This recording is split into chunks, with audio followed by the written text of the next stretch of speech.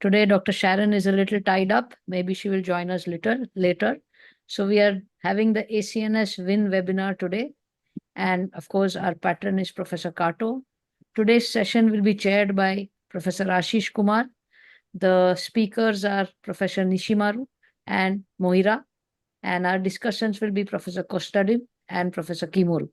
After the two lectures, I think we will have some presentation by Professor Kimura on his work in BNI. So I think without much loss of time, we should start the presentation. I hand over the session to Dr. Ashish Kumar so that he can invite the speakers.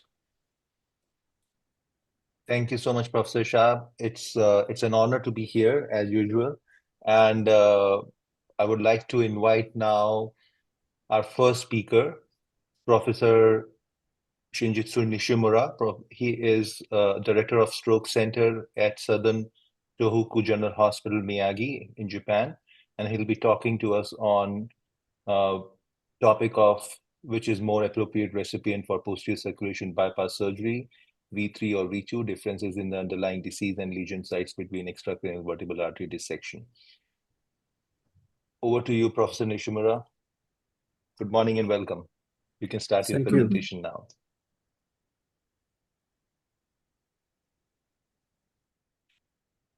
Can you see this slide? Yeah, we can see the slide. It just has to be on the slideshow in the presentation mode. It is okay? It is okay, Professor. It just needs to be on. Okay. We are seeing your, the left-hand side navigation panel as well. So it has to be on the presentation mode. Yes. Yes. Okay. First of all, I'd like to seeing the other slide also. No slide? We are seeing the next slide also in the same screen. Okay. You can switch to presenter view. Oh, yes. Okay. Yes. Perfect. I'm sorry. First of all, I'd like to thank Professor Yoko Kato for giving me the opportunity to present. Thank you for introducing me, the chair, Professor Ashish Kumar. I will start the presentation. The title is, which is a more appropriate recipient for posterior circulation bypass surgery, V3 or V2, background. Revascularization for extracranial vertebral artery dissection or vertebral artery atherosclerotic occlusive lesions caused by vertebral vascular insufficiency or posterior circulation infarction is relatively rare.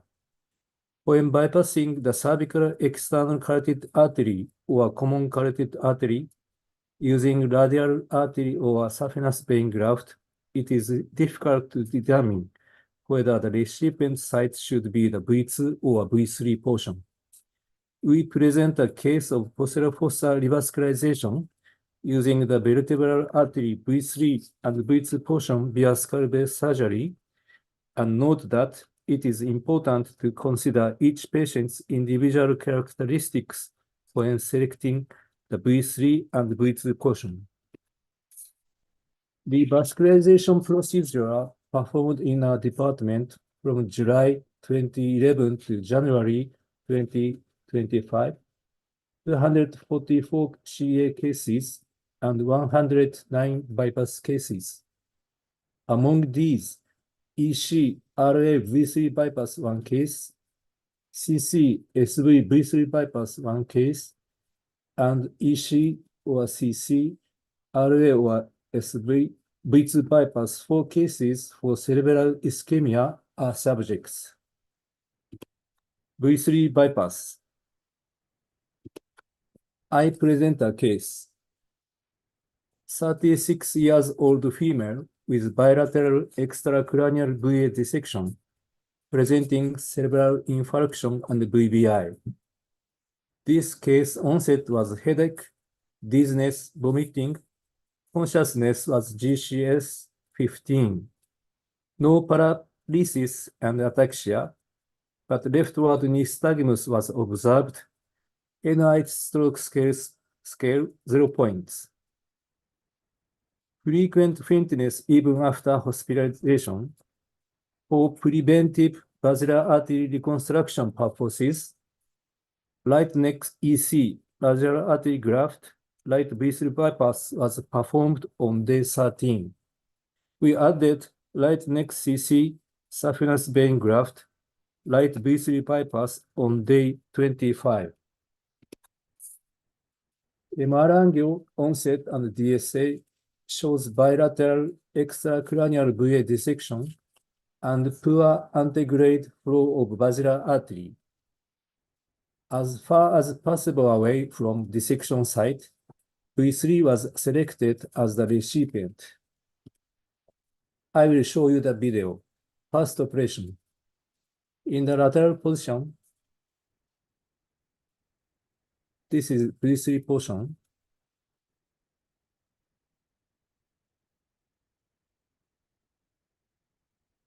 And RA and V3 was anastomosed.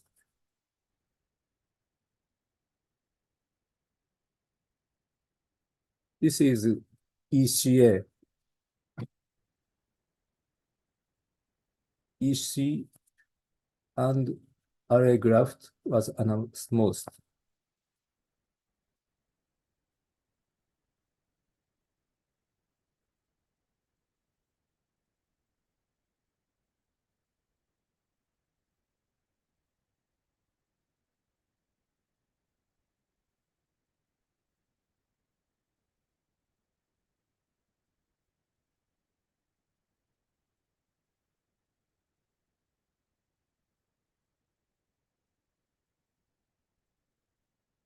The bypass flow was 12.4 milliliter per minute, which was lower than expected.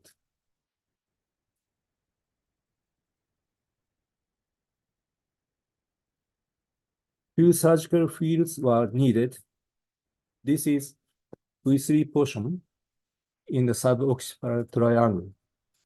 After the first surgery, the high flow bypass gradually narrowed. So we added the second operation, CC SV V3 bypass 12 days after first surgery. This is second operation.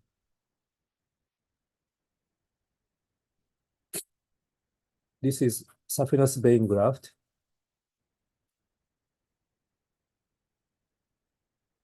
V3 portion and saphenous vein graft was anastomosed.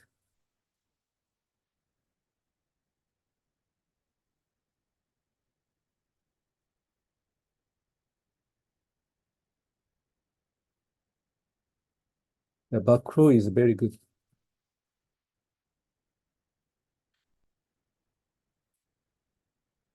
And this is CCA.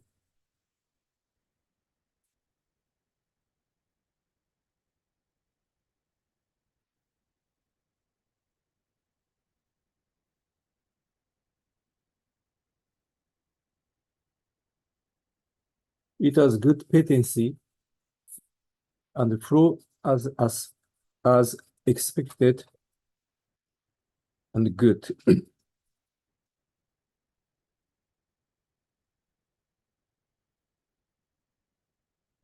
The patient was good recovery. This is neck, and this is B3 portion. And this is the first operated RA graft. This is second operated saphenous vein graft. 9-year post-operation, the high flow bypass keeps good patency with bilateral VA dissection is cured. V2 bypass. I present second case. 61 years old male with bilateral VA occlusion presenting VBI. This patient suffered from several infarction 1 year ago, the right VA occlusion and left VA origin stenosis. This time, the left VA changed to occlusion. We performed V2 bypass in the same operative field. C2 nerve root was cutted, and this is V2.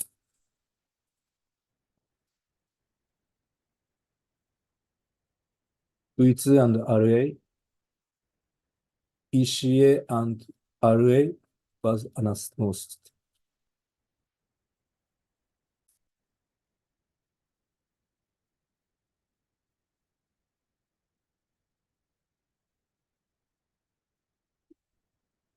Five-year operation, post-operation, the high-flow bypass keeps good patency.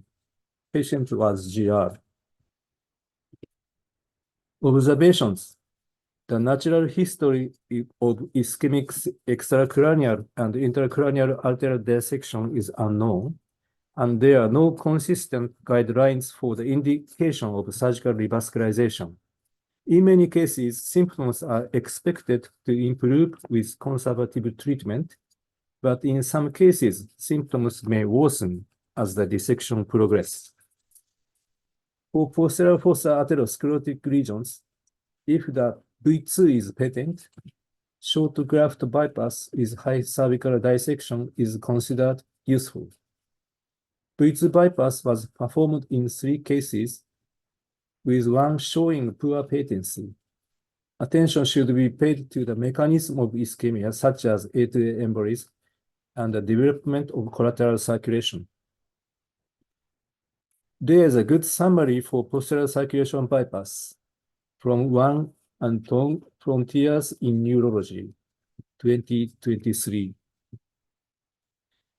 The CCSV V2 bypass was originally reported in Neurosurgery 2012. We applied this surgical method to ischemia. Conclusion. We present a case of posterior fossa revascularization using vertebral artery V3 and V2 portions using skull-based surgery techniques and report that it is important to consider each case in selecting V3 and V2 portions. We report a recent case of CCSV V2 bypass for endovascular treatment. Title is A Case of Endovascular Treatment for Intracranial VA Stenosis using CCSV graft V2 bypass as an access route. I have already suggested the CCSV V2 bypass was originally reported extracranial carotid vertebral bypass for endovascular access to complex posterior circulation aneurysms, a novel management approach. 𝑚𝑜𝑟𝑒 et al., Neurosurgery 2012. Introduction. Even today, when endovascular therapy, with its greatest advantage of antegrade revascularization, has become predominant, there are cases that cannot be resolved with endovascular therapy alone. We present a case in which endovascular therapy was performed for intracranial VA stenosis using a CCSV graft V2 bypass as the access route. I present this case. 70-year-old male with right VA occlusion, presenting cerebral and brainstem infarction, conscious disturbance, and severe left hemiparesis, NIH stroke scale 8 points. 3 days later, the right VA occlusion improved to intracranial VA stenosis. This is 3D CTA and DSA demonstrating right VA hypoplasia. This is intracranial DSA. There is intracranial right VA severe stenosis and left VA mild stenosis. The patient discharged in modified ranking 2 and secondary hospitalization to our hospital. We performed CCSV V2 bypass to create an access route for endovascular treatment. This is C2 nerve root and cut it. This is V2.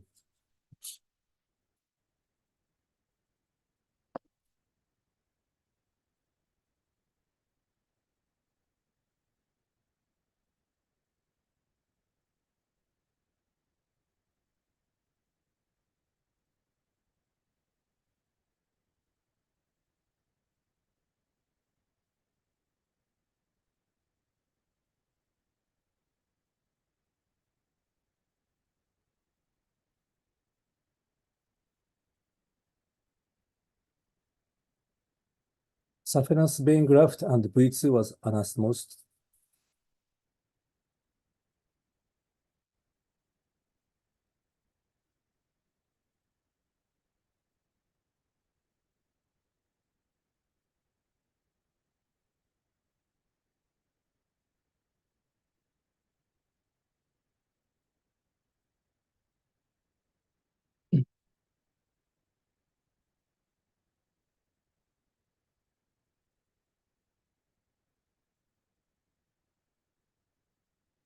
And this is CCA.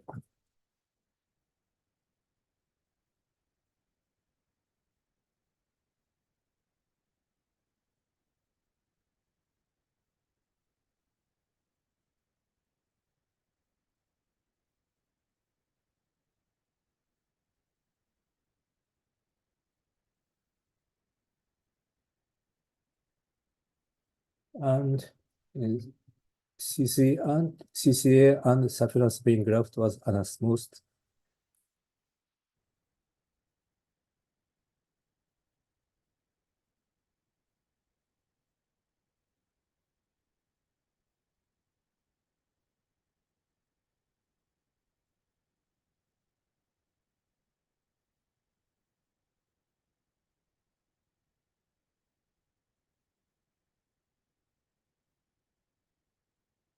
After operation, good access route CC-SV-V2 high flow bypass was created. Then we performed intravascular treatment with femoral approach via bypass. PTA was done with gateway 2.0 millimeter, 2.5 millimeter, and 3.0 millimeter, and stenting with wingspan 3.5 millimeter. The right VA was good dilated, and the patient's outcome was GR. Observation. This surgical technique has been reported as an adjunct to endovascular treatment for posterior fossa aneurysm with no access route. If V2 is patent, short graft high flow bypass and integrated vascularization technique is considered useful, and our department has performed this technique using an RA graft in 3 cases of posterior fossa ischemia. This was the first time that the bypass was performed to create an access route for endovascular treatment. We believe that this method was effective in aiming for endovascular treatment. V3 or V2 bypass. V3 bypass, 2 surgical fields and subcutaneous tunnels are required and problems. In this case, we firstly attempt to perform V3 bypass in the same surgical field, but it was not possible and selected V2 as a recipient. V2 bypass, this approach is high cervical dissection, so-called anterolateral approach, possible in the same surgical field, but 11th nerve damage is problem. Conclusion. When considering endovascular treatment for posterior fossa lesions with no access route, CC-SV graft V2 bypass is effective. In the future, if conditions are right, we would like to consider CC-V3 bypass in the same surgical field. Thank you for your attention. Thank you so much, Professor Nishimura. I would like to congratulate you for this excellent topic because and the procedures which you perform, because they are not very common. In fact, I'm seeing this for the first time, to be frank. Posterior fossa revascularizations are not very common. And as we can see that it has a very selective indication for cases where there is no other way or no other treatment option available. So I'd like to ask, because there will be many young neurosurgeons watching this, how do you decide the indications for example, primarily endovascular approach versus an open surgical approach where you do bypass for extracranial vertebral artery? Because normally in most cases, even the center where I'm working, it will be endovascular stenting for chronic atherosclerotic lesions. and open surgical bypass will be something which will not be the first-hand option. So how do you decide your indications for surgery? Thank you. It is very difficult. For me, the case by case and the thinking about the patient's age and the clinical symptoms, case by case, I think it is very difficult to decide. Mm-hmm. But do you opt? Yes. So go ahead, Professor. If we can, the first line is endovascular therapy. Yes, I think that is very important to know because sometimes there are very good balloon-mounted stents for atherosclerotic lesions, where, for example, the second case which you showed when there was right vertebral artery original stenosis. Now, Yes. a lot of endovascular colleagues will deploy a stent which is called as Onyx stent, an Onyx Resolute stent, which is a balloon-mounted stent, and it opens up the short segment stenosis at the origin of right vertebral artery. But I think this indication will be much more common if we have a long segment of stenosis, because then you have to use multiple stents in order to reconstitute the vertebral artery. Mm-hmm. So this open surgical options, if for surgeons who can do it, it can be a valid option at that time. But I'm pretty sure there's a very long learning curve. So how do you practice because this is not a very common site for bypass. How do you practice and what's your learning curve for such surgeries? Maybe Professor Yoko Kato, well known. I practice in Sendai. Firstly, Professor Ogawa and Professor Sakurai and Dr. Nishino, Akiko Nishino from I practice and see and do with them a lot of time. So I start this procedure in my hospital. A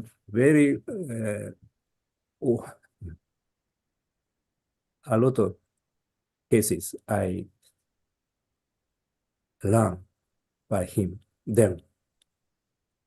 Yeah, so I think you need to have a right kind of mentor who has done a lot of cases for these indications. Thank you, Professor Nishimura. It was like an eye-opening lecture for me. It's not very common to see bypass in this region. Now I'd like to invite Professor Costed in for his comments on Professor Thank you Nishimura's very lecture. much for the excellent lecture, and it was really a very elegant surgery to be observed by the young neurosurgeon and everybody of us, because we are not very much in that. These are relatively rare cases and very instructive for everybody. I find in this challenging area two main issues. The first issue is the anatomical issue, and that is how the anatomical conditions really are more favorable for V2 or V3. And there are only two details that I would like to maybe ask if you can comment later on. One is there any potential chance of anastomosis between the occipital artery and the VA in this area in cases of ischemia? This is one of the options because it has been described in the past. And do you feel that an occipital artery, if not engaged, a PICA protective bypass may work to some extent in the future as a first step before you make the high flow bypass? This is about the morphological issue. Now, I think challenging is the matter of making the blood flow. That was really illustrated by your first case, which was actually requiring at the next stage a bypass with much bigger flow. We still don't have any real way of estimating the flow which will be needed for the bypass that we are going to place. So if you have any idea about that, that will be very, very welcome. We are improving our abilities to estimate flow and geographically and otherwise. And the second point is, I didn't see in these cases what is the collateral condition of the PCOMs and this kind of things, the flow in these cases. So how do you use that as a contributing factor for these cases? So these are the main factors. One point also remains, the last one, which is how severe ischemia you think that will be really still operable, or we have to refrain from treating it? How severe ischemia is going to be becoming a contraindication to operate in these patients? I'm sorry for the long list, but these are the things which I wanted just to comment. Thank you very much. Thank you very much. You're welcome.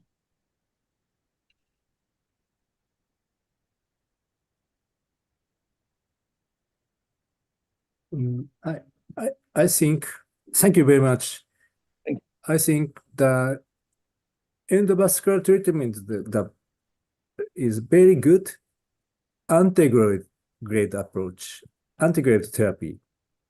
And if we do surgery, antegrade and high flow, it is the point, I think. The retrograde bypass is by SDSCA or low flow bypass or PICA, or it is there are many options, but I want to treat by antegrade and high flow with high flow. The posterior circulation is very difficult to determine the cerebral perfusion. We don't have no PET, positron emission tomography, and so it is difficult to determine or study of posterior circulation ischemia. So if we prepared the surgery with antegrade and high flow, I think. I'm sorry. Thank you very much. It is very, very, very indicative about the straightforward, apparently, approach to the point. Just one small detail. The anatomical relationships, do you have any detail in the positioning of the patient, the way you position the head for surgery, so you have the optimal spaces and access to the vertebral artery? How do you do the positioning? Do you do some rotation, or you keep the head straight? And how much flexion you give to the head? We in lateral position and just at sniffing position, relax for the neck. Mm-hmm. All is in the lateral position. In the lateral position without. Yes. Okay. Well, thank you very much for your comments. Thank you for your discussion. Thank you. Thank you, Professor Kostajin. Professor Kimura, your comments, please. Thank you, Kamal. Yes, Professor Shizutsu Nishimura, thank you for sharing your fantastic, excellent surgical cases treated by the CCN, saphenous vein or radial artery graft to the V3 or V2.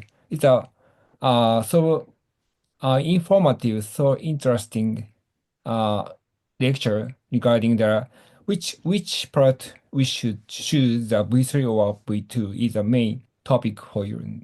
So nice. Congratulations on your fantastic surgical skills and yes, achievement. Yes, I surprised your good skill. Thank you. My question is, my first question is, so for our neurosurgeon, even our vascular neurosurgeons, so we are not get accustomed to exposing the V2 segment. So of course, we usually perform the CA endarterectomy, or sometimes if I possible, in my surgery, I expose a V3 portion to dissecting by dissecting their suboccipital triangle. So for me, V3 is so familiar region to expose, not so difficult, I know. But I think that V2 as for the V2, for me a little bit hesitative to perform the V2 to choose the V2 as a recipient artery. So what is the technical tips, technical nuance to expose the V2 portion? As you mentioned in your presentation, the accessory nerve is the main Yes. hazard region, maybe. But yes, so we have to know about the paper before the surgery. But yes, if you have some comment to expose the V2 region, thank you. And my next question is, yes, thank you. My next question is, you choose to use first radioactive graft, and after that you choose to the saphenous vein graft. It's the main topic is it's not which is your preferable graft, saphenous vein graft and radial graft. Yes, thank you. It's for me I usually use saphenous vein graft first. Yeah, saphenous vein graft is very easy to manipulate, and a strong caliber, and yes, so that's why I just asking you. Thank you. Thank you. Thank you very much, Professor Kimura. First, the first question, the tips of V2 approach to the V2. Firstly, I am very worried about, but it is very, easy.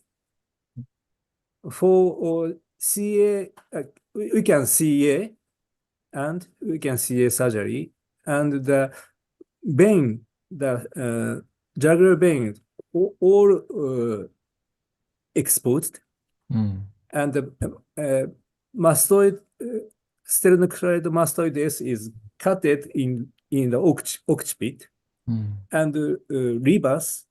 So as soon as the 11th nerve is occur, just behind the sternocleidomastoides muscle. So cut the sternocleidomastoides in occiput and reverse, we soon see the 11th nerves. The parallel, the jugular vein, 11th nerve, and sternocleidomastoides is all parallel. Already. Oh, yes. So the layer to layer,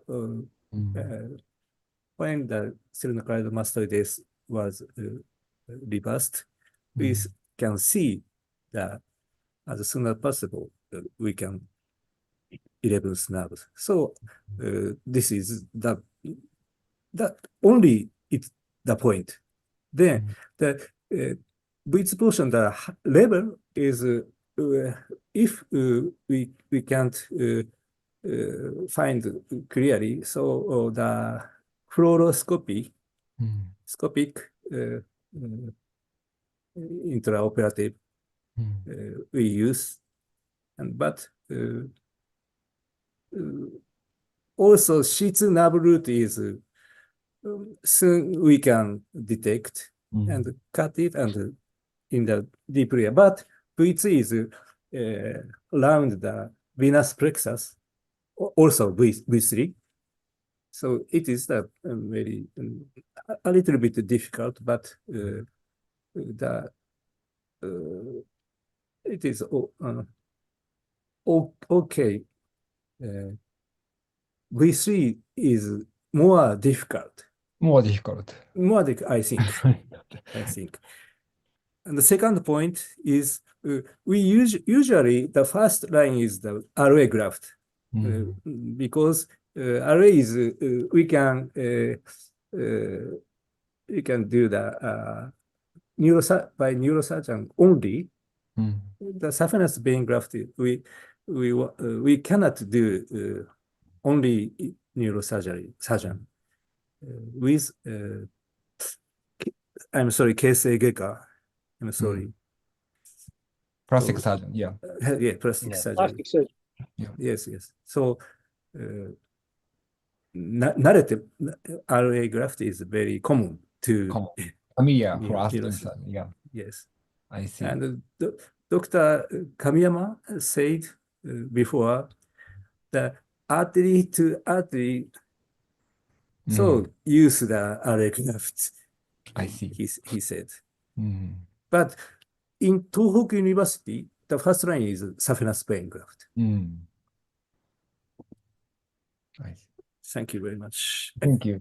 Thank you. Yeah, good comment. Yes. Yeah, maybe which graft, radial artery graft or saphenous vein graft, maybe work well. So it's not matter for us to choose which graft. Some neurosurgeon is persist in the caliber change in the Yes, yes. if the small artery, so sometimes the radial artery grows so small to convey the sufficient blood flow. So we should choose, some neurosurgeons say to us we should choose the saphenous vein graft. But I don't think it's not true. We can choose both. So it's not a matter. Just to make a good bypass is only one important point. Yes. So yes.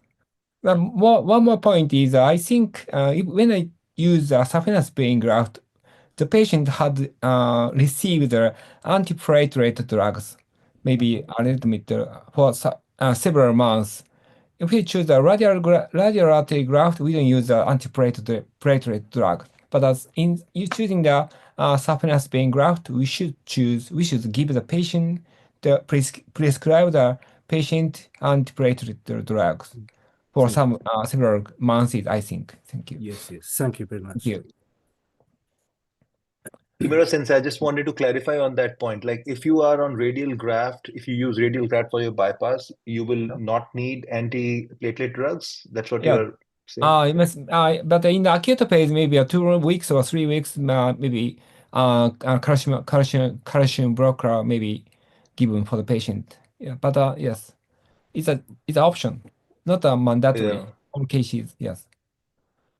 Okay. I think. Okay. Yeah, Perfect. I think. So, Professor Nishimura, I just wanted to clarify it for the neurosurgeons, for the young neurosurgeons. For these atherosclerotic disease, your first treatment is obviously the best medical management, which is the dual antiplatelet therapy most of the times, either aspirin or in combination with clopidogrel or ticagrelor. But then they still have further ischemic events, further strokes. Then the option will be if they can put a stent in by endovascular route. And if suppose they cannot do it or there's significant stenosis and the access is not there, then you go for open bypass surgery like this. Am I right in assuming this? This is very difficult point. I think the surgery and the endovascular treatment, the ordinary 3 or 4 weeks after, then yes, the timing is very important. Maybe the third case, it was the antegrade VA flow and bypass that is very difficult. So first surgery and the second endovascular surgery, the timing is very difficult. But antiplatelet therapy is it's okay for endovascular therapy. So surgery and endovascular therapy. it is Okay. But okay. there is no a preference in like in your opinion, like if suppose a particular patient can be treated with both options, endovascular and surgery, what option you prefer? Of course, there is patient preference, but what's your first choice in these situations? It is difficult. Maybe endovascular. First, yes. Yes. Because of its minimal invasiveness, probably. But there will be few cases we all know. I remember a case where there was bilateral vertebral artery stenosis, and we tried for some time to get access into the vertebral artery for stenting, but we could not because it was so calcified and atherosclerotic. There was no access into the vertebral artery, and their basilar artery was being supplied or being kind of reperfused through PCOM from the anterior circulation. And the patient had symptoms from posterior cerebral ischemia. So in these cases, I think normally we just leave the patients on dual antiplatelet therapy, but here this option can be an option for them to have some kind of a anti-grade perfusion, as you said. Thank you so much. Thank you. Now I'll see Ben, you have a question? Yes, and thank you, Nishimura, for your quick lectures. I have also been very interested in this topic, and indeed, I visit Professor Tong as in the paper that you quote, and about the posterior revascularization strategy. So I would like to ask about, first of all, preoperatively. So how do you assess the perfusion? Because I think the CT or MR perfusion of the posterior circulation is not accurate. For sure. So is it based on the evidence of MRI present of the strokes so that you concur that there will be a posterior circulation ischemia? So that's my first question. So my second question is about the role of vertebral artery endarterectomy. So any experience with that, with the vertebral artery endarterectomy in the case of the focal stenosis of the vertebral artery? So my third question is about the size of the suture that you use in your during your revascularization procedure. So yeah, that's my question. Thank you so much. Yes. Yeah. Thank you. In Japanese, 80 nylon we use 8.0. 8.0. Okay. Yes. Zero.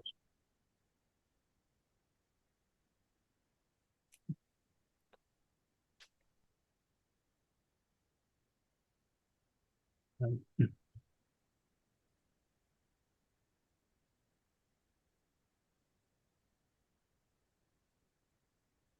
Professor, I think Ben also had a follow-up question. So how about like any role of the vertebral artery endarterectomy and also the preoperative imaging assessment? Which modality will you use? Yes. We don't have PET or SPECT, so CT perfusion and MRI perfusion only. Okay. I think vertebral endarterectomy will be difficult in this area, right? Yes. Professor Nishimura, because I think you don't have like it has to be perfectly in that area where V2 or V3 segment is, then probably you can attempt it. But otherwise, because the V2 is like extensively covered by bone, I don't think so. You will very rarely you will have a focal occlusion in the area which is exposed for surgical, Yeah, that's what I think. surgical exposure. Sometimes I also like come across those eye-opening cases, and especially in the posterior circulation. I think this is an area that we worth look into, because just now Professor Kuma and Nishimura discussed about the endovascular treatment and also the open treatment. I'm also very interested because when I was a trainee a neurosurgical trainee, we are taught in a way that there will be a high occlusion rate, reocclusion rate, or stenosis rate from the stenting. That's why we should sort to the best medical treatment. So as such, and I learned open vascular option from the China about the OA VV bypass, and that's why I'm quite interested in this lecture. So maybe the chair, Professor Kuma, and also Nishimura can provide more long-term data about the stenting and also the open surgery as well.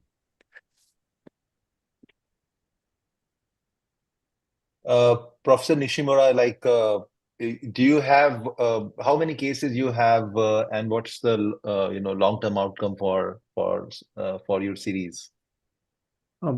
Maybe 9 years and 6 years and 3 years, 2 years. So the longest follow-up is 9 years. Yes. All patent? Pardon? All patent? Outpatient, yes. All patent. Oh. Okay. All patent means all are working and the bypass still working after Yes. such a long time. Yeah. It is very important. The first case, bilateral VA dissection is cured, but nowadays the bypass, hyper bypass is patent. It is very interesting. Great. You mean In the yeah, sorry. Go ahead. Go ahead, Ben. Professor, go ahead. Go ahead, Professor Kimura. Yeah, you mean that the original VA now it's kept patent and you are harvested your graft is also patent. Both. Yeah, great. Yes. Yeah. Thank you. Sorry. Ashish, can I ask no a problem. question? Yes, please. Go ahead. Professor, what happened to the bypass in the case where you used it as an access, endovascular access? After treating the aneurysm, what happened to the bypass? Was it still functioning or? Yes. The last case is recent case. So this is after 2 months, only 2 months. But now is patent. But maybe we check it, but disappeared, I think. Okay. Okay. Thank you. Only for access route bypass. Mhm. Can I? Yeah, it's an important point actually, because I think if it's an access route and if the problem for which this access was used is solved already, probably there's not much of demand, and then the access may not be open after many years. Professor, one more thing I wanted to ask. In your first case, you said the radial artery, when you did the radial artery bypass, it became narrowed, and then you went for the saphenous vein. What might be the reason why because I think technically the bypass was very nicely, and it's a big, stoma in both the vessels. So why do you think the radial artery graft didn't work in the first case? Thank you very much. Maybe the first operation, we used the vascular graft and into the larger artery. So after operation, maybe spasm due to hematoma in vascular graft. Mm-hmm. I think it is the problem. Maybe. Okay. Thank you so much. I mean, we had so much time for discussion today, and it was such a rare topic. That's why we went on discussing so many nuances and learned from you, Professor Nishimura. Professor Kimura, you wanted to say something before I interrupted? Yeah, thank you.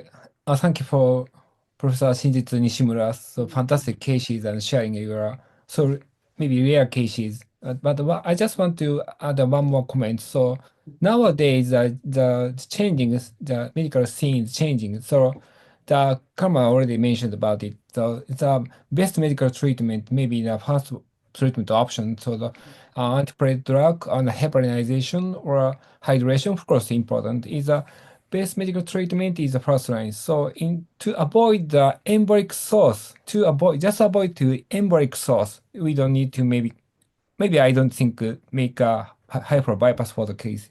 But the patient suffering the hemodynamic insufficiency due to the stenosis or dissection. So in such a case, even given the best medical treatment, the patient suffer the recurrence of the infarction. In such a case, just is a best medical good option, good patient for the surgical exploration, I think. Thank you. I think so. Thank you very much. I learned so much. Thank you very much. Yes, thank you very much. Yeah. Thank you, Professor Kimura. Shah Ahmed, you had a question, your hands raised. You want to ask, go ahead. Oh, yes, thank you so much. Yeah. But I had a quick question about stenting. So you have shown that, Professor, thank you. You used the stenting for intracranial part and the extracranial part, and there is like differences, the stiffness. And I would like to ask you what kind of stents are available in your country, like which stents do you use for intracranial and for extracranial also? Do you use coronary stents for extracranial part? Yes, thank you. I'm sorry, I'm not specialist for endovascular, but in intracranial, it is for coronary stent mainly. I see. I see. Yeah. And the extracranial is without. Yes. So I think I can just add a comment there, because I think in your case, which you showed, Professor Nishimura, I think they used a wingspan stent intracranially when the bypass was used as an access.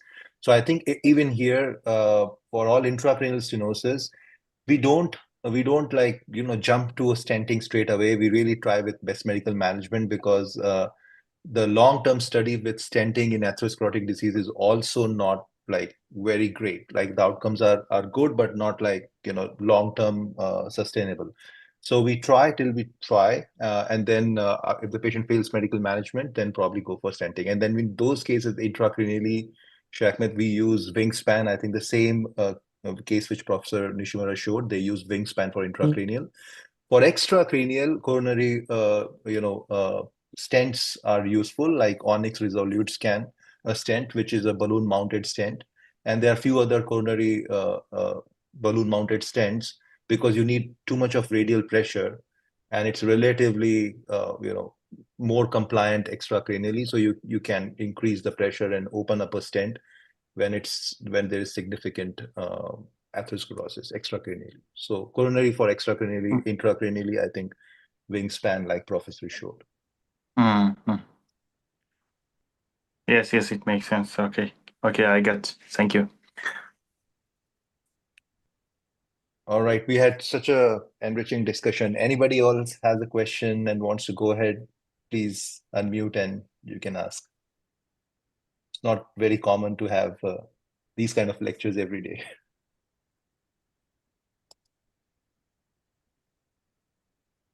All right. If there are none, thank you so much, Professor Nishimura. I'd like to thank you on behalf of ACNS and all of us who are here. I'd probably at the end I'll ask Professor Kato if she has any comment on Professor Nishimura's presentation.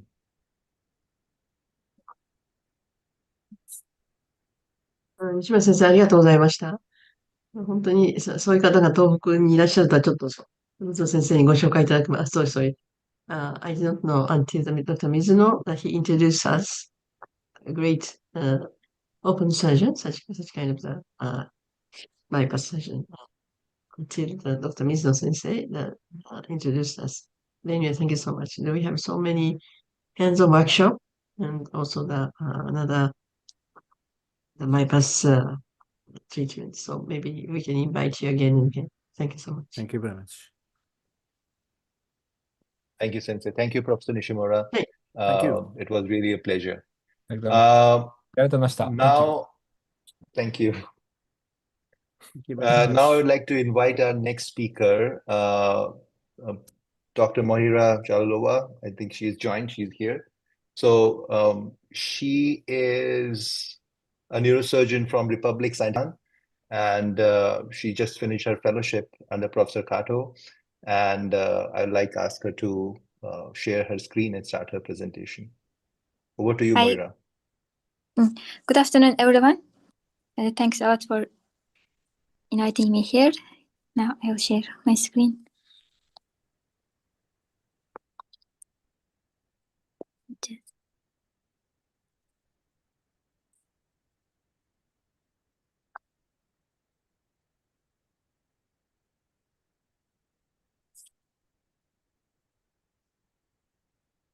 Sorry.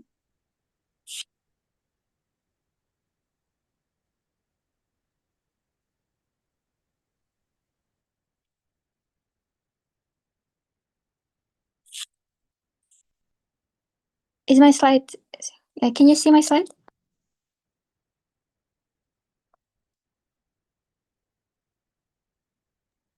Not yet.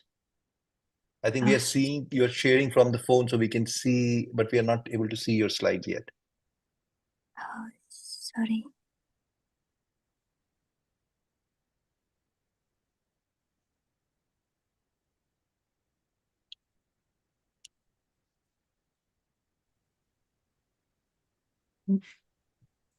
Can you see it now? Sorry. Yes, I can see it now. Yes, it is just, if you can expand it more, I think I can see all the 3 slides. Yes, now it's good. Perfect. Sorry, good afternoon, everyone, and thanks giving me this opportunity. Today, I'm going to talk about trigeminal neuralgia caused by pile AVF. My today's talk is very short because of it's only one case report, but it's very interesting. And this case is from Bantane Hospital. This, as you know, trigeminal neuralgia caused by usually the compression of the loop of the superior cerebral artery or veins or tumor, aneurysms, and sometimes with vascular malformation. But the pile IVF is very rare disease. And during our literature review, we found only one case report about this cerebral pile IVF caused to trigeminal neuralgia 4 years ago. But in contrast to our cases, in this patient, they could find, they could identify, diagnosed with pile IVF according to the MRI scan. But in our cases, it was not shown. The 58-year-old female come with the acute pain in right lower jaw. And this patient woman had treated with carbamazepine for a long time, but it didn't work. And according to these clinical symptoms and MRI scans, as we can see here, they performed the MVD surgery. But during MVD, when we injected the ICG, sorry, I could not share the video now, but it was shown that abnormal blood flow on the superior petrosal vein. And they stopped the surgery, and the day after tomorrow, performed DSA, is this scans from DSA. And here is shown the 3 main feeding arteries from basilar artery, from superior cerebellar artery, and from ICA. And they started to embolize occlude from the basilar artery feeding arteries. And the secondly, they tried to from the ICA, which arises the feeding arteries here. But it was too small and narrow, so they wanted to reach this shunting point with NBCA catheter, but the artery penetrated and caused to cerebellar SAH. And here's in the red ones the feeding arteries, and the blue one is the draining vein. And here is the cerebellar SAH. But after the day the operation, the patient totally cured, and the patient's pain gone. This is the in this green point. Can you see green point? This is the shunting point, which we occluded. And this is follow-up DSA scans. At first, the patient's pain totally gone after 3 months also, and the DSA also was good. So thank you for being such a good listener. Sorry. It's very short presentation, but it's very rare disease. This is the second case in the whole internet whole world. Thank you so much, Moira. I know it is very uncommon. I have not seen it in this location, so I hope you have sent it for publication already, because I think it's a second case, so it's very rare. I think it is very difficult to treat this. So I just wanted to ask, because you didn't have the DSA pictures, like live DSA pictures, the feeders were coming from the perforators directly from the basilar, or it was coming from the SCA? From the mainly was at first the basilar artery. Then when we occluded the basilar artery, it's shown on the ICA and superior cerebellar artery also. But at first was the basilar artery that main feeder was. Then when they occluded, then ICA and superior cerebral artery showed. And then we tried to it penetrated. Then we stopped. But after operation, patient's symptoms gone. And you said patient had a SAH afterwards on the scan? Yes. Was it like a limited SAH, or was a significant bleeding? Limited. I couldn't show the video, sorry, but it was the patient was good after surgery, after the day. Okay. Yes. Okay. I think also it's important to have a long-term follow-up in these cases, because sometimes they recruit other feeders over the period of time. Did you see the glue, NBCA glue, going into the venous compartment, or just into the fistula itself? What's the distal extent of your penetration? Did you see that during the procedure? Actually, this patient had come on September. I started my fellowship in December. But when I saw the scan, it didn't go into veins. So. I think this is not very common. Yes, this is not very common, and it's a very small feeder. So that's why probably you had SH, because there's not much room to play with and inject your glue. So, I mean, very nicely done. It's very rare, and it was very difficult because they couldn't find before operation scans, and as I showed the one article, in that case where the vein was dilated and it was shown on the MRI, they tested with MVT during MVT open surgery. Yes. Okay, thank you so much. I will now invite our discussants, Professor Kostadin. Yes, a very interesting case. Rare, I haven't had such kind of case really. And the best is that it is successful. Probably pulsating veins, because there are plenty of such kind of structures that are pulsating, are responsible for the neurovascular conflict. So once the pulsation has been reduced, that might have the patient might have improved. I think in such cases, it's very important to have a really thorough follow-up, because I was not really very much aware of the findings of the post-operative angio, if there are still persisting changes, but there might be some kind of tendency to recur. So a very thorough follow-up will be needed. And the second point is that if we have to go there by microvascular decompressions after subarachnoid hemorrhages and the glues and everything that have been done, it will be quite a serious work. I will say it will be not easy at all to do all that job. So we may have to resort to some of the alternative treatments with the minimal invasiveness or that kind of things. We have that plenty. Okay, that's my only comment. Thank you very much for the interesting case. Really rarely seen thing.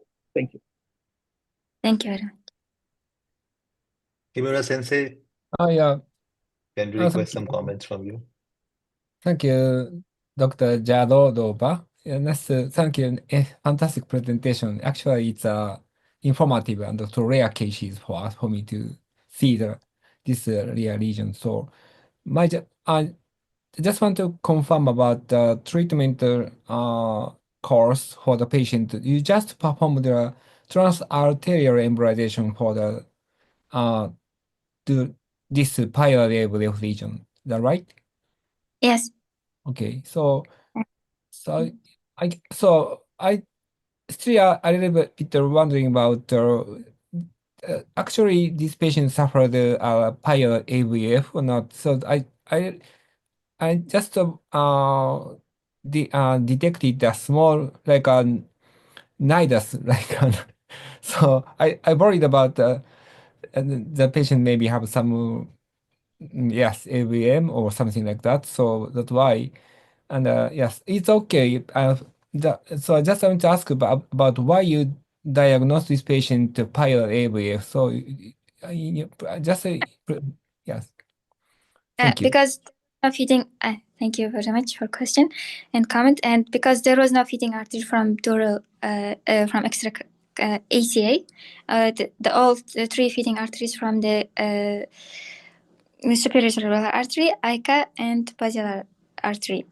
And there was no feeding artery from the dural arteries. No dural artery. Yes, that's right. Yes, no dural AVF. Yes, I don't think this is dural AVF. It's just a pile AVF, something like that.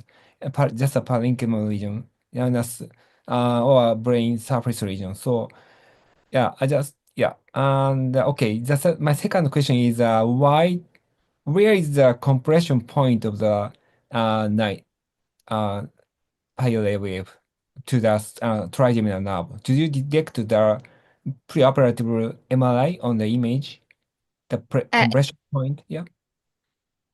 We couldn't detect preoperative MRI. We could diagnose with AVF, but we thought that maybe vein compressed, and they did MVD.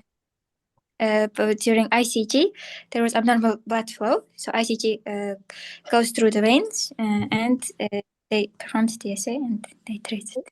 So at your first exposure for this region in the first operation, did you detect the compression point to this venous structure, or did you detect the compression?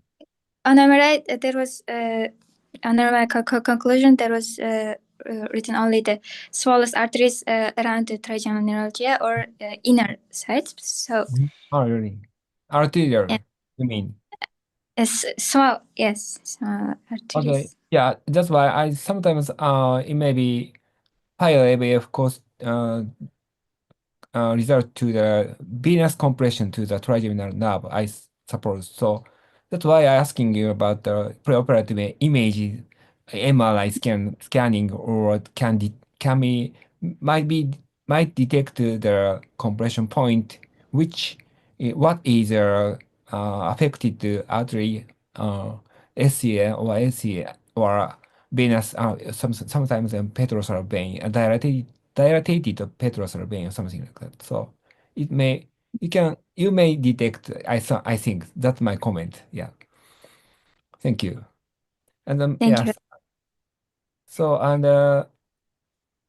So the second my comment is you just treat the transarterial embolization. So I think you need to follow up the patient for the long term, so to see the recurrence. Sometimes it may be, yeah, new, the new fistula, new venous drainage may occur. So it's next to point at the next to it may occur. So it's a time the patient maybe may not suffer the trigeminal neuralgia, but there are sometimes vertigo or vomiting or cerebral hemisphere symptom or something like other symptom may occur to the patient. So I think the patient have to be followed up for the yes for to some period. Thank you. But a good Okay. good informative paper. Maybe you should write. Yeah, thank you. That's Thank you very fantastic much. presentation. Thank you. Thank you very much. Thank you. Thank you, Professor Kimura. I think the point was what Professor Kimura was making, that one, yes, of course, long-term follow-up is needed. Two, sometimes it's very hard to differentiate these fistulas from micro AVMs. For example, what he was saying, that there was like a nidus-looking fistula is usually just a high-flow shunts, right? You don't see like nidus. So you could see some nidus in the angio. Of course, there were static pictures.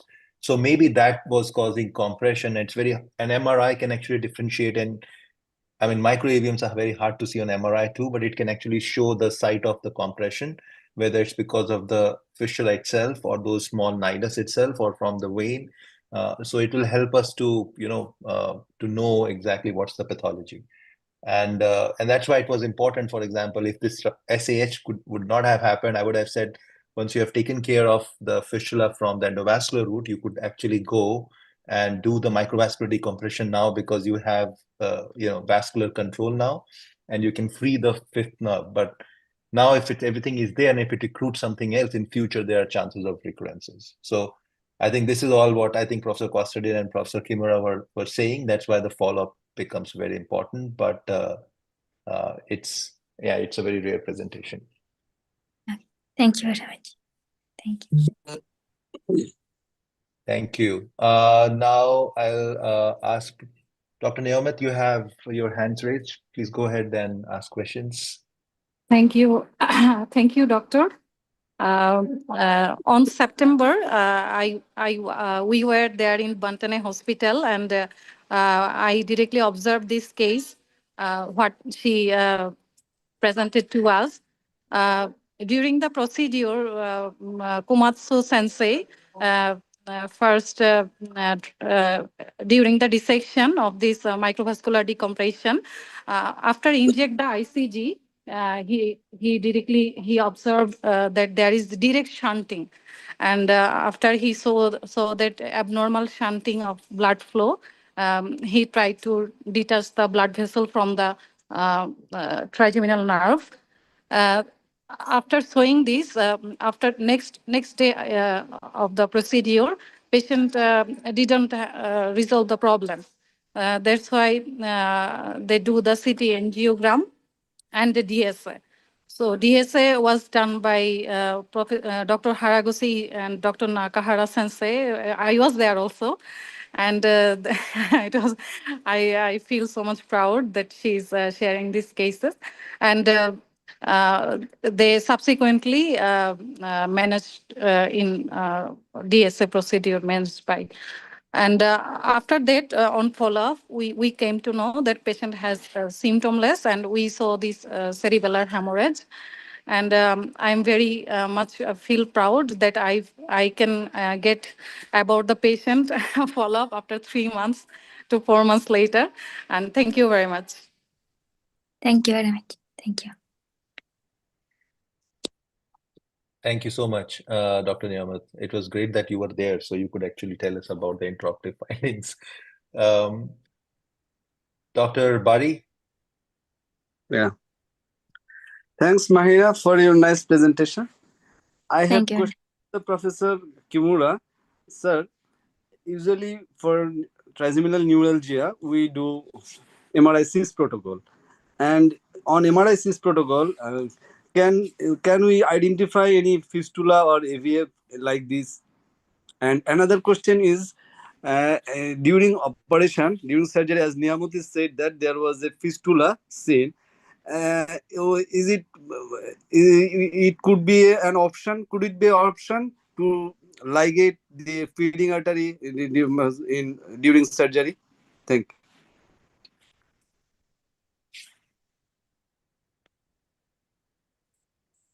Kimura Sensei, I think he asked this question to you. Sorry. catch up Can to you that. repeat your question? Can you repeat your question, Dr. Bari? Yeah, Yeah, sorry. I Yeah. asked that usually we do MRI CIS protocol for trigeminal neuralgia. Yes, On yes. protocol, can you identify these type of AVF on CIS protocol, MRI CIS protocol? Yeah, actually, we usually choose a Fiesta image on the image Yeah. as the email image. So that, yeah, if you choose a Fiesta or some another synthesized T2 heavy region sequence, if you take such a high resolution image, so you can detect the fistula point, or not a fistula, but just you can detect the dilated, abnormally dilated vessel can be detected on the around the compressed trigeminal trigeminal nerve. So if I usually recommend to see the actual image first. So in the normal trigeminal nerve, of course, the same plane, you can see the normal trigeminal nerve and the affected suffered trigeminal nerve. Maybe usually the trigeminal nerve, of course, the same plane on the same image, you can detect the bilateral trigeminal. But patient suffered trigeminal neuralgia. The trigeminal nerve cannot detect on the same plane on the MRI image. So maybe sometimes, usually, they're distorted or displaced downward. So that's why in such a situation you can see the abnormal compressed vein or artery can be detected on the images. You can see, maybe I think this patient had a dilated vein or maybe close to the trigeminal nerve compressing downward, I suspect the lesion. So that's why I just want to see the preoperative images. So if you write a paper, so please show the images for us. Thank you. That's my comment. Additionally, thank you. Thank you. Schwartz, thank you. Is all right? Okay. Thank you. Any other question? Okay, so I think that's what Professor Kimura was saying. Like you can actually either see a big flow void on MRI, and you can see whether it is compressing from which direction. MRI becomes very important. For example, if you are looking at any AVM, micro AVM, from your surgical approach, if it's close to the fifth nerve, you can, or if there's a DAVF, for example, with a vein compressing the fifth nerve, not in this case, but otherwise, so you can actually decide your surgical approach that you're going to do retrosigmoid approach, and you will reach out and take the vein because that's the target for dual fistulas. MRI is actually CT angio, DSA, MRI, they're all like they come as a package for any vascular abnormality, especially AVMs or AV fistulas, to localize exact site of neurovascular conflict or exact site of location. So yeah, I mean, it's very, very useful. As I said, MRI, CIS protocol or Fiesta is useful to see. Thank you so much for your question. Yeah. Thank you so much for your presentation. Actually, I had another question. Yeah. Go ahead. I asked that during surgery, they by injecting ICG, they saw that there is fistula. And could it be option to solve or to microsurgically ligate the feeding artery? This is my question.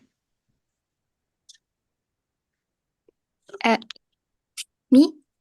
Yes, Moira, he's asking like if there was an option to treat it surgically then and there when you saw it. Yes, but they just I will find the video and I will show you the intraoperative. So I'll tell you what happens in these cases. Like if you're not prepared, you don't have an angiogram before, you don't know what are the feeders, where are they coming from, you're going blind. I don't know, Robin. Not just anyone can work here at Code Weavers. So I will say that if you find something unusual which you did not detect or preoperatively, and you find a fistula, it's usually a good sign to go back to a DSA, and you can come back again for the surgery, because you may think that this is on ICG you can't appreciate that, or if you have an intra-op hybrid OR, you have an angiogram, then and there you can do it. That's a different thing. Then you can plan the surgery during the same anesthesia. But if I encounter something which I was not expecting, I will close, I will get the angio, and then you can go back right after 24 to 48 hours. The anatomy will be the same, the craniotomy will be the same, but I will not try to take something which I have no idea what are the feeders, what are the veins, and you don't even have the MRI at that point of time to see what's the right approach. I'll do. I don't know, Professor Kimura, if you see it during the surgery, would you just treat it right away, or would you just go back and do a angiogram, because this looks like a vascular abnormality? Thank you for your comments. Good comment. Yes, I totally agree with you. So once you encounter the abnormal artery, so we could not be detected preoperatively. We should go back to the angiogram. At the surgery, we do not touch normal.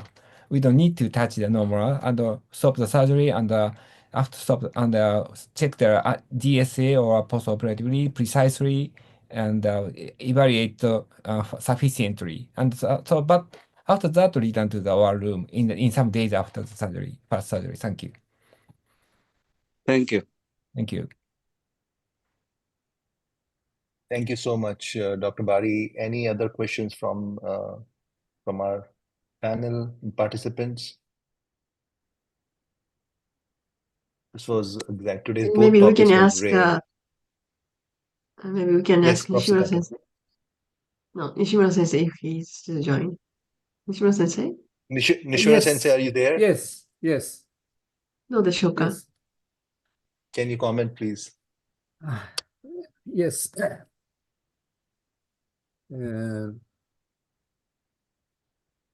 It is I'm sorry, the trigeminal neuralgia is very common, almost 10% combined with brain tumor. But my data that with vascular anomaly, the trigeminal neuralgia occurred 0.5% or very few. So this case is very interesting, and so the facial spasm is more few, 0.0% percentage. So it is very interesting cases, I think. Thank you very much. Thank you very much. Thank you.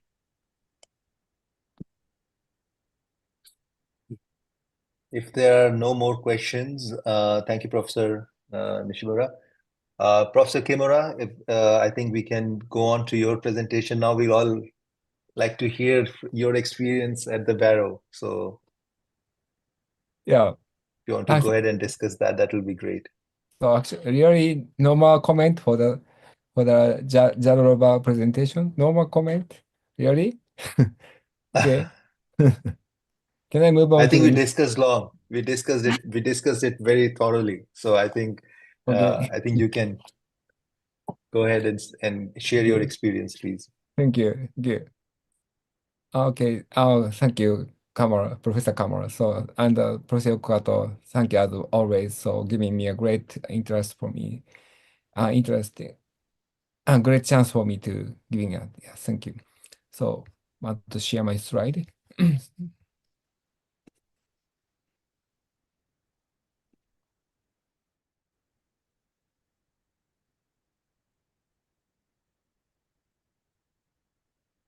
Just a moment.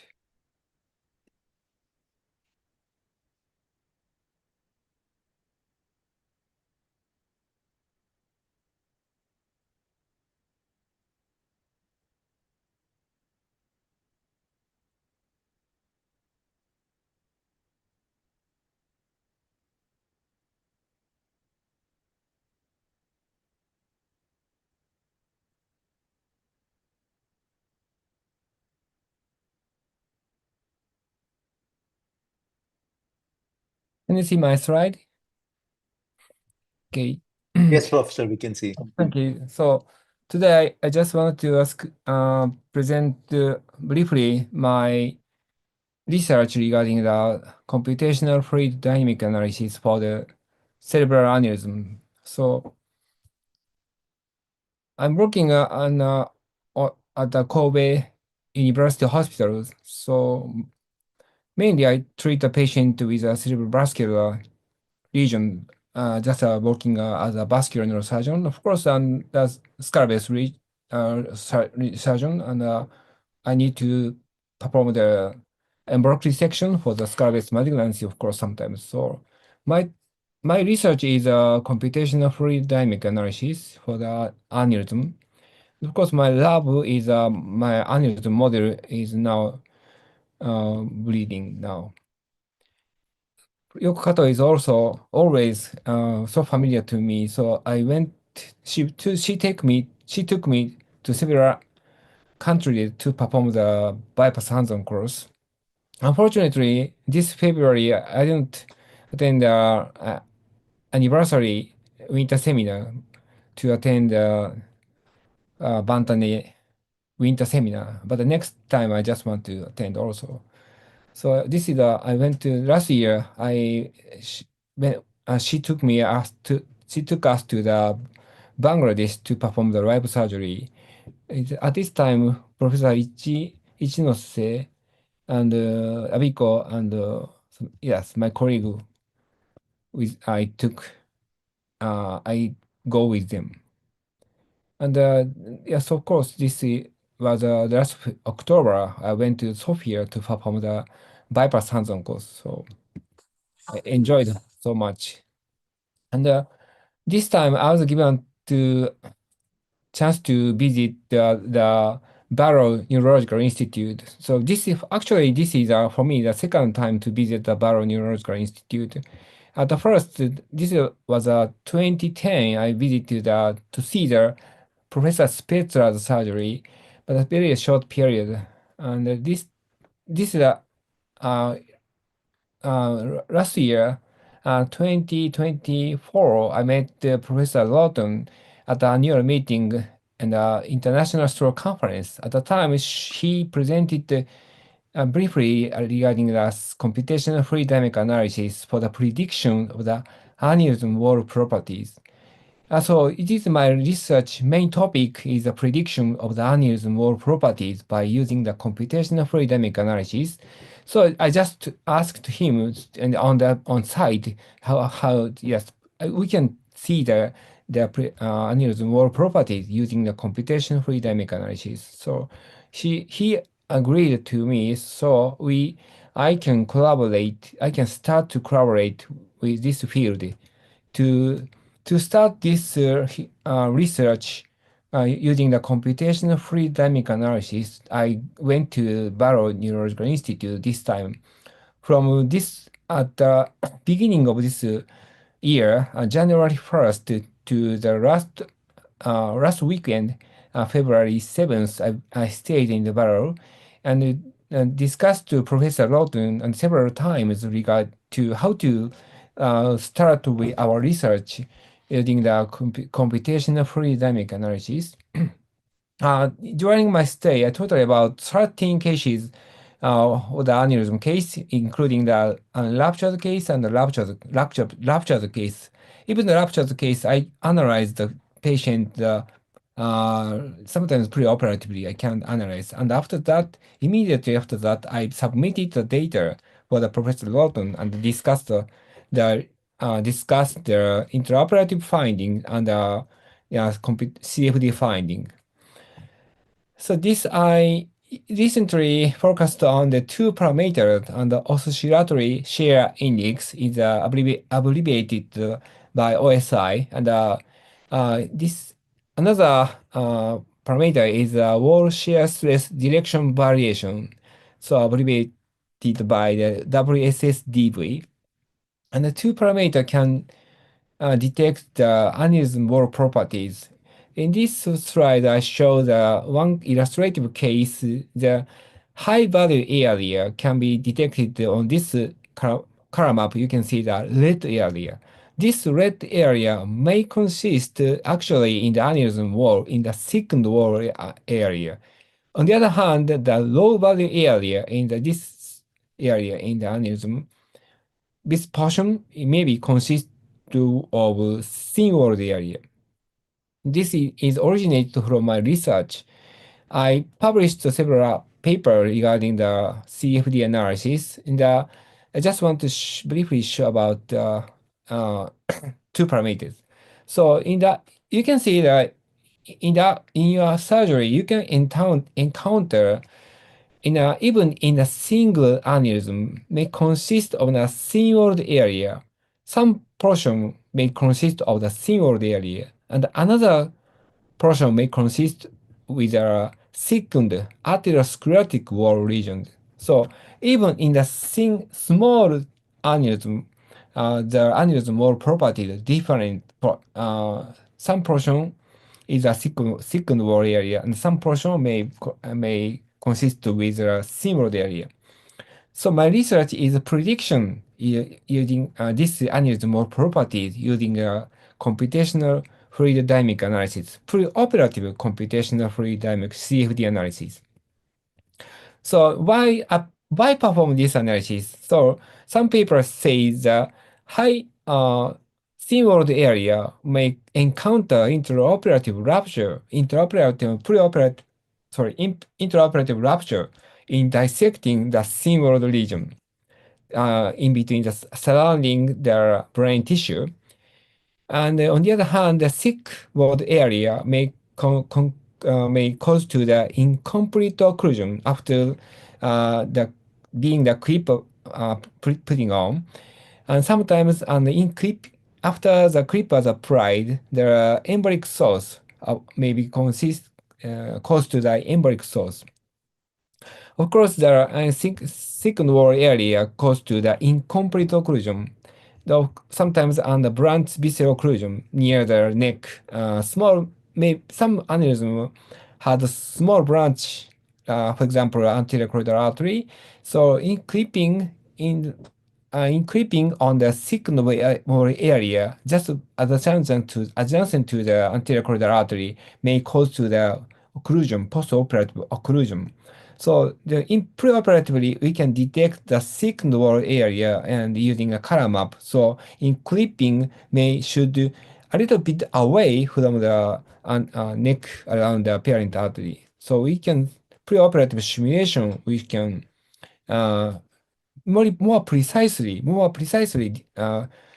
perform the preoperative simulation. So the aneurysm wall properties can be classified in this 5 grade in the very thin walled area, super thin walled area, and in grade 2 and grade 3, and finally the grade 5 is a yellowish, so atherosclerotic region. I categorize the aneurysm wall property into 5 grade. So using this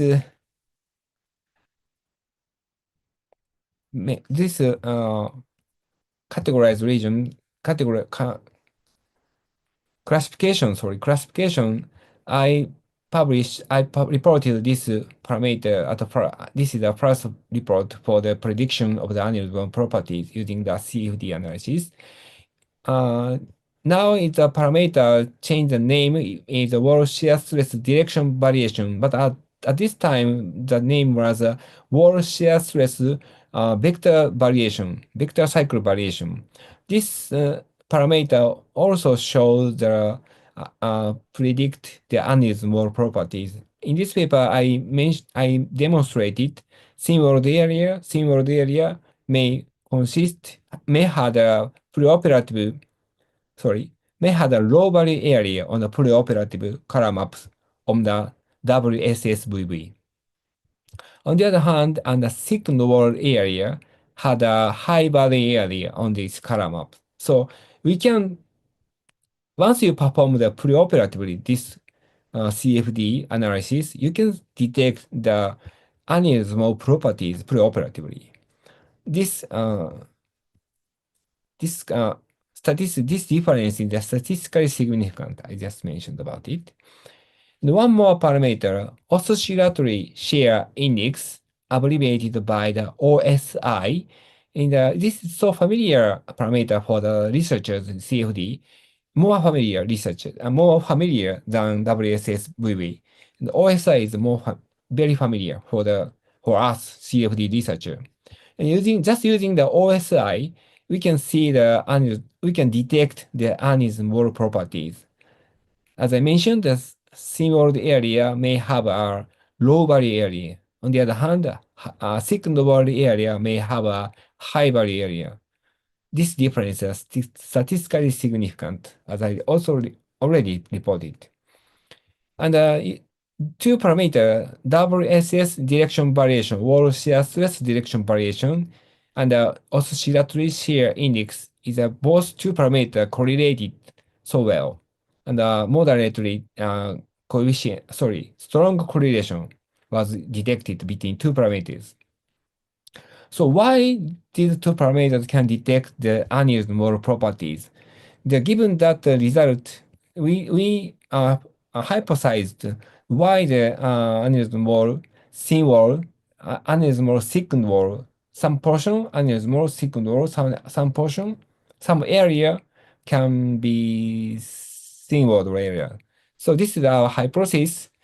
But another paper also mentioned also the same point. So in the aneurysm wall, wall shear stress may change dramatically in some area.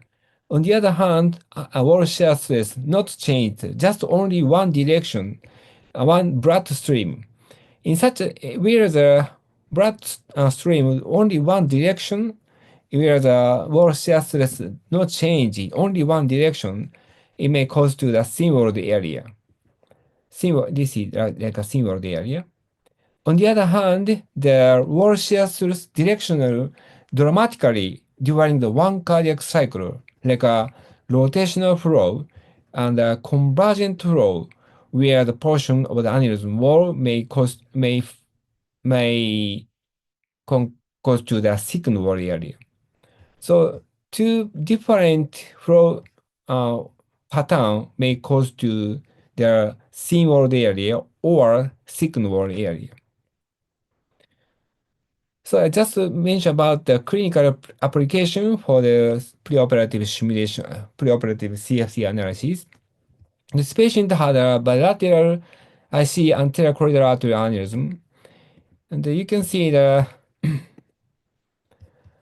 this left side aneurysm had an irregular shape, and the anterior corridor artery branching side a little bit away from the neck. So we decided to perform the direct clipping for the patient. So contralateral side aneurysm was so round shape, was coiled later. So in this time we just performed the left side aneurysm to perform the clipping. So preoperative simulation, as you can see here, the portion of the branching side of the anterior corridor artery may have the thickened wall area, because this column map shows the high value area of the both parameter, or oscillatory shear index and the wall shear stress direction variation. Both parameters can show the branching side of the anterior corridor artery have the high value areas. It says the branching portion of the anterior corridor artery may consist of the thickened wall area. On the other hand, this is the intraoperative facing wall here. Anterior facing wall may consist of the thin walled area. So in dissection, this anterior wall of the aneurysm, we have to care about in dissecting this area.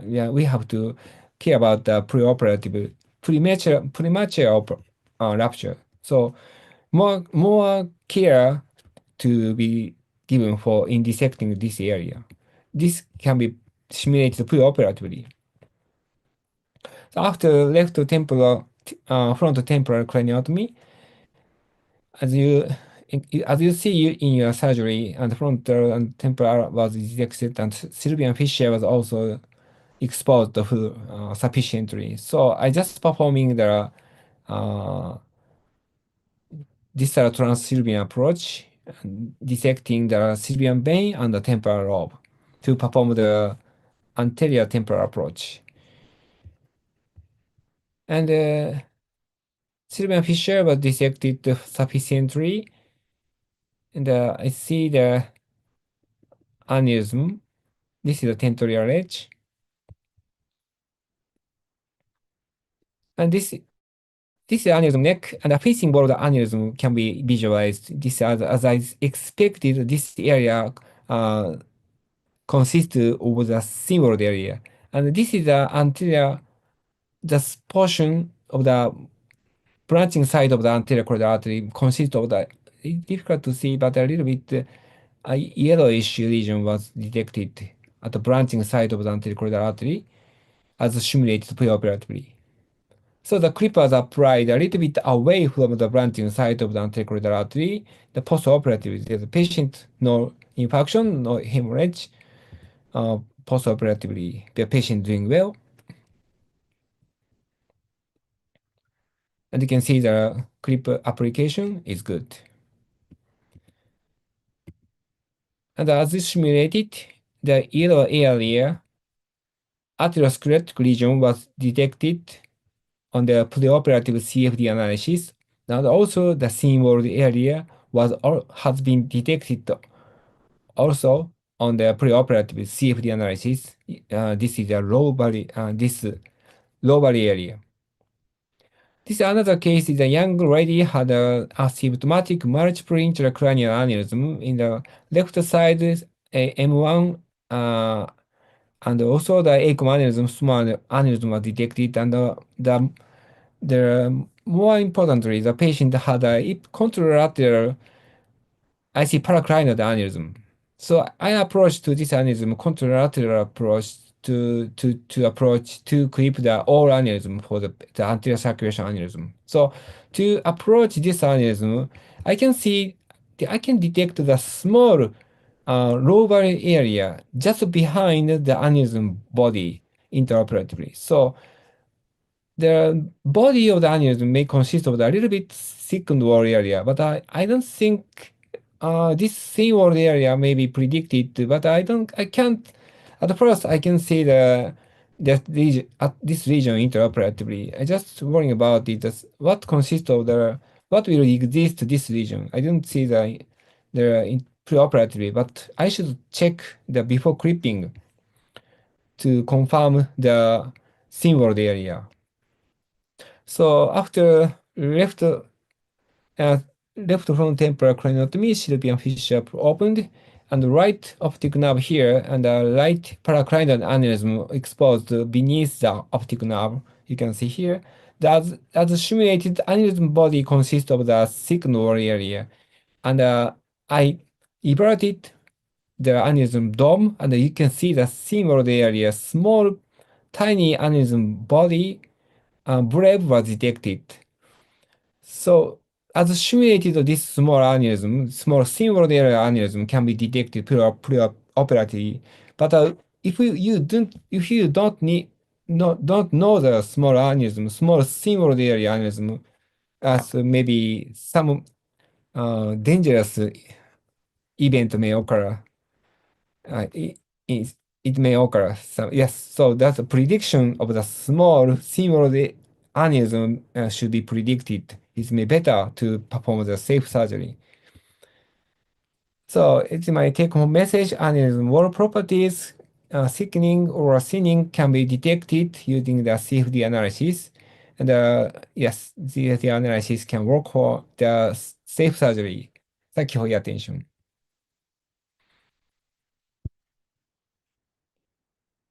Thank you so much, Kimura Sensei. That was amazing. Actually, we could see the difference.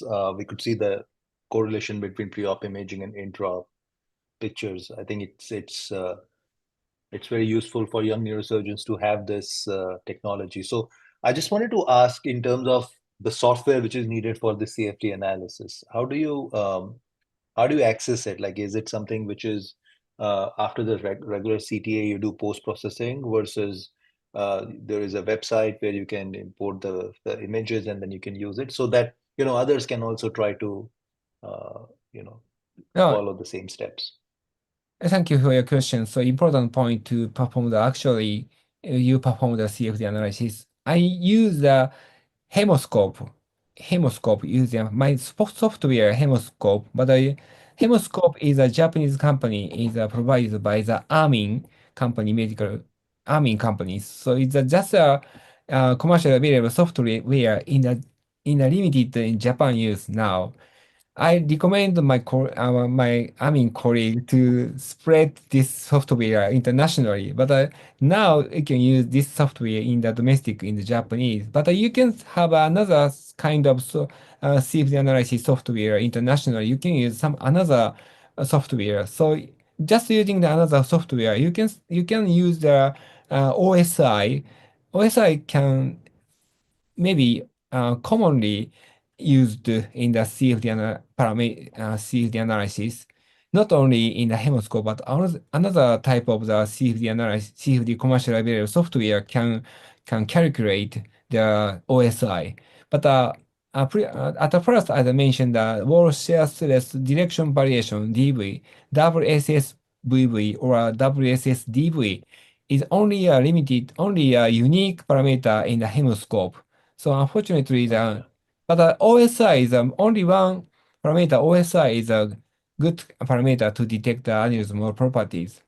But nowadays, another parameter, relative residence time, RRT, or wall shear divergence, WSSD, another parameter can also detect the aneurysmal properties.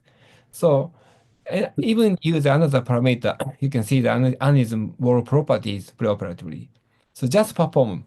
So you just using the just take the patient to just to perform the patient using by the CT angiogram. CT angiogram is only CT angiogram is good to enough to analyze to perform the CFD analysis. Only CT angiogram. Yeah, as I did Okay, in the so Barrow Neurological Institute. Yeah. Yeah. okay, Thank thank you. The other thing I wanted to ask if you have encountered some cases where it's falsely negative, like you see OSI, like high OSI and thin wall aneurysm, you. and you predict, but you go in the surgery and you don't find it. Did you see falsely negative Oh, yeah. interpretations of CFD? Thank you. Good question. So, it is accuracy rate about 80 or 90%. So, in some patient had not, as I detected, as predicted, the signal area, but in the actual study, it did not consist of the signal area. It's relatively rare for me, but in some situation, I noticed intraoperatively this aneurysm did not have the signal area, just a normal pinkish area, no signal area. Yes, maybe Okay. sometimes I encounter. Yes, yes. Thank you. In around 10% cases. So it's still pretty like smaller number of cases where it can go Yes. wrong, but majority of cases it's very helpful. So Yes. apart from trying to see whether there's a potential sites of rupture or whether there is intraoperative, like you have to be careful while you dissect in that area.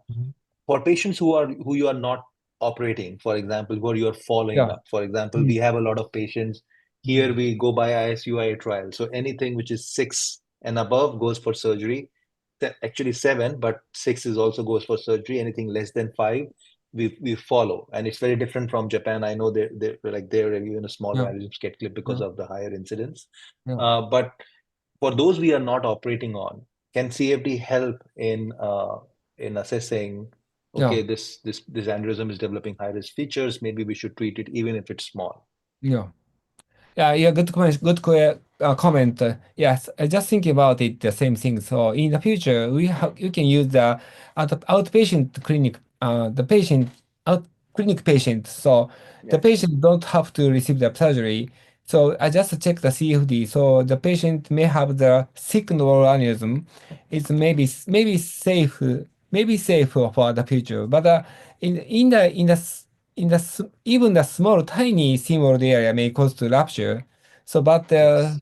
it's not a yes. If the patient had a whole aneurysm wall consists of the thickened wall area, maybe not to rupture in the future. But yes, it's just maybe in the future a good option to see the patient at the outpatient department. Yeah, my dream. Yeah, one of my dream. Thank you. Yeah, because if someone was having a thick walled area and low OSI Yeah. index, and then it changed over the follow-up, Yes. then even if it's small, you can offer surgery because something is changing in the wall. So you can predict in kind of maybe it may rupture in future. So better, undergo surgery before it happens. So Yeah, so maybe that's why that's one yes. of the use. If the patient has a thickened wall area, and you can recommend the patient to receive surgery more aggressively. So it's my my comment. You just using the in the clinical scene using the CFD analysis for the patient. Yes, I just recommend we can recommend the patient to receive surgery more strongly. Yeah. Yeah. Yes, agreed, Yeah. completely Yeah. agreed. Okay, thank you so much, Professor Costa. Do you have any questions, comments? No much to comment. Actually, you have taken over your last part. That now we are looking for aneurysmal growth, appearance of blebs, and this kind of things. Now in future, I hope we are going to look for wall thickness. So really wishing a very good success of the major series that Dr. Kurama will have to accumulate, and we use it in practice. Thank you very much, Dr. Kurama. Thank you. Ashish, we need, Dr. Bari? Yes. so we can take one last question and then we can hand it Yes, last. to Yeah. Okay. Dr. Bari, you had your hands raised. I think there's only one question there. Yeah. May I ask now? Yes, go ahead, please. Yeah. Professor, thanks for your very comprehensive presentation. I Thank have you. a question. CFD analysis, is it useful for both ruptured aneurysm and unruptured aneurysm? Yeah, good question. So this time in the barrel, I first time to perform for the ruptured case. Yeah, yes. Actually, my experience before going to barrel, I just performed the CFD analysis for the unruptured cases. But I got to the Barrow Neurological Institute. I just started to analyze this analysis for the ruptured case.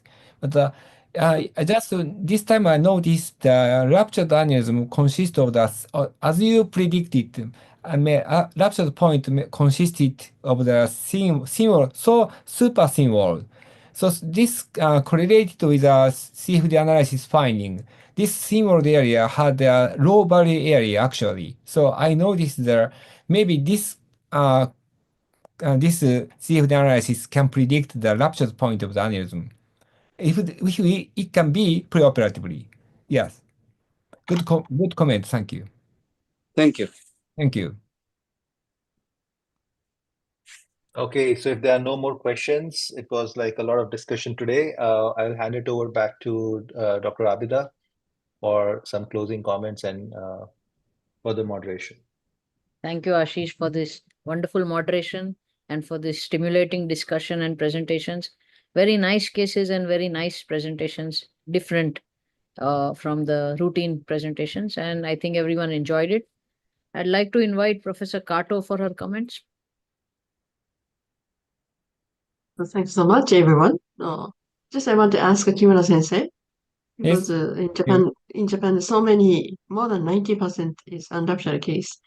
So I think we want to know which aneurysm should be treated or not, because of the timing. Because at the beginning is a bleb. Of course, a bleb is very dangerous part. It is said in the textbook. But sometimes we see that bleb is yellow one. That means is at the beginning is maybe red one. Yes, that's right. It's becoming yellow. Yes. A while. I agree. That means that, yes, so that's why I, as one of the customers, so maybe we want to know which one should be treated, either endovascular or open surgery. That is my question. If you have some answer, please. Yeah, thank you for your question. So good comment for me is it's just my under consideration for me, of course. There are using this analysis, using the choice of the patient, the modality of the patient, the treatment modality, direct clipping or endovascular coiling is maybe good. Using if I choose I can use this analysis for choosing this patient candidate, but it's not under consideration now. Thank you. Yeah, I Thanks didn't so much. give a good concrete. But you did a great job in Environment Institute. Thank you. Congratulations. And Just Mohira, started. yeah? Just Yes, started. yes. Thank you. Yes, yes, of course, yes. Maybe they have giant cases, so many giant Yeah. cases. Yeah, I sure. want to know the safety of the giant cases. Yes. So Mohira, thank you so much for your very precise analysis of the airway fistula. So that is sometimes very important. Maybe in the future it will have a chance to rupture it. Ichiro Sensei is a great talk. Thank you so much. Maybe we can invite him again and again. So we can learn from, maybe we can invite him in Bangladesh. Kimura Sensei, どうでしょうか? Agree. Totally agree. そうですね。Let's go. Agree, agree. Okay, Yes, okay. yes. So thank you so much. So Ashishu, that you drive so many nice questions to YNS. Thank you so much. And then Avirasha. Maybe finally, we don't see the Sharon, but Avirasha, thank you so much. Your assistant always. And Kostarin also, thank you so much. Yeah, Kamara, thank you. 終わります。 Kosta, thank 終わり you. です。 Yes. はい。 See you next. お Bye や bye. すみなさい。 See you next Bye month. bye. Yeah. Good night. See you Good next day. time. Bye-bye. バイバイ。 Bye. ありがとう。ありがとうございました。先生、ありがとうございました。ありがとうございました。いやいや、本当にまたお願いいたします。西野さん、ありがとうございました。加藤先生、ありがとうございました。ありがとうございました。ありがとうございました。ありがとうございました。